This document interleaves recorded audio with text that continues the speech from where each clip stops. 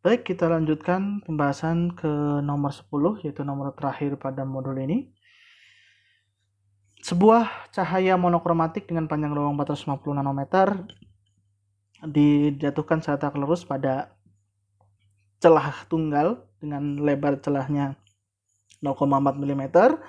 Lalu ada sebuah layar diletakkan paralel atau sejajar dengan celah tersebut. Jadi ini adalah proses difraksi ya.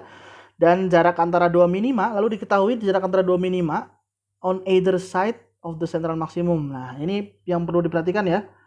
Jadi saya pakai hitam saja biar merah nanti untuk yang cahayanya. Jadi ceritanya ada agak lebih jauh mungkin ya. Nah, ini dia punya beda jarak A.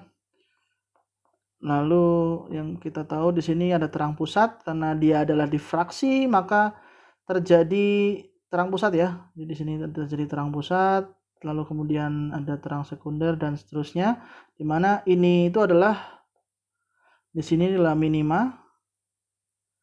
Ini minima. Oh, mungkin tulisannya tidak begitu jelas ya. Saya tulis ulang saja dengan tinta hitam. Ini minima ya.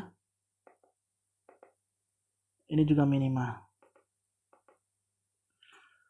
Minima 1 yang di down, ini minima 1 yang di up. Nah, artinya ini adalah jarak minima 1, ini juga sebenarnya jarak minima 1 juga, tapi dia di bawah. Jadi dua jarak ini sama sebenarnya, walaupun gambarnya tidak sama ya, tapi sebenarnya harusnya sama.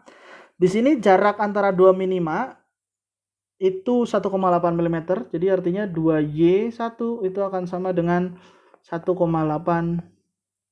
mm, yang artinya Y1 itu adalah 0,9 mm. Sekali lagi ya, karena dibilang dia itu jarak antara dua minima yang memisahkan antara maksimum pusat, artinya sebenarnya jarak minima pertama itu adalah setengahnya dari jarak lebar pusat, yang kita akan dapatkan Y1 sama dengan 0,9. Lalu kalau kita menjawab A, kita tahu untuk minima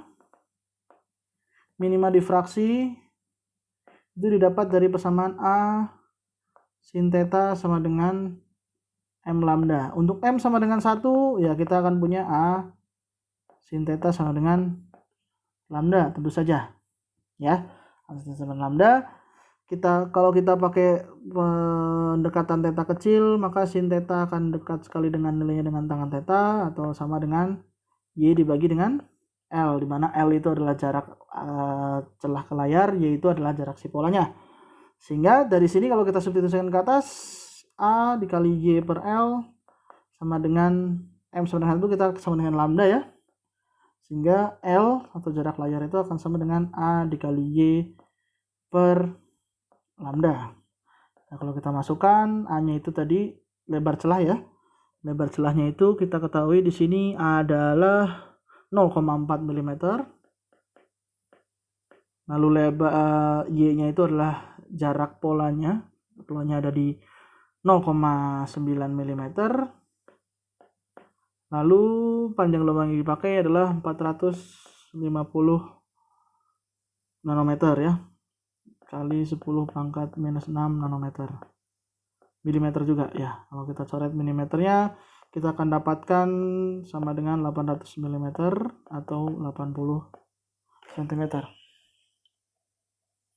Ya, silakan dicek lagi hitungannya, tapi yang jelas kita dapatkan jarak layarnya itu dari persamaannya.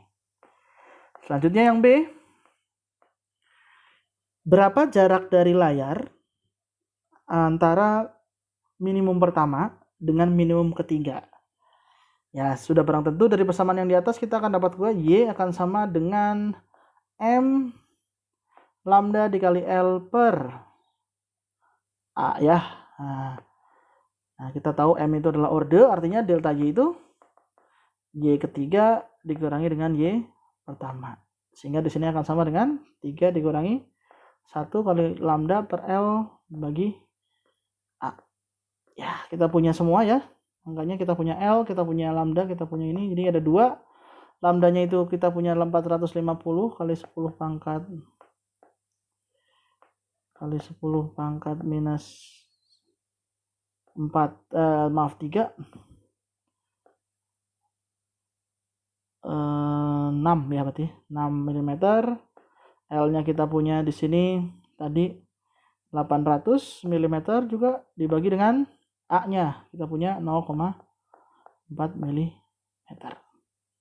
Nah, kalau kita hitung semuanya dengan menggunakan kalkulator ya sama saja, atau menggunakan apapun, ini akan hasilnya 1,8 mm.